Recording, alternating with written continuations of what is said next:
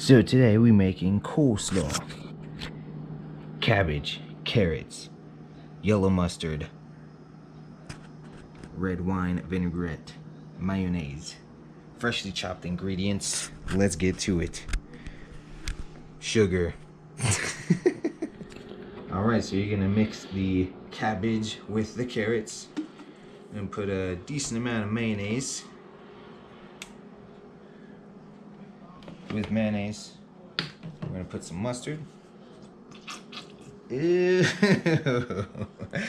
Alright, shake up the mustard.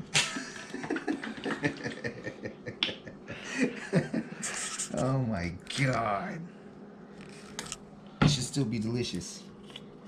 Just add a little extra flavor there. Got some red wine vinaigrette going in. Now I'm gonna add some sugar. Yeehaw. Sweet and tangy. That's what you want here. We'll go ahead and mix this up.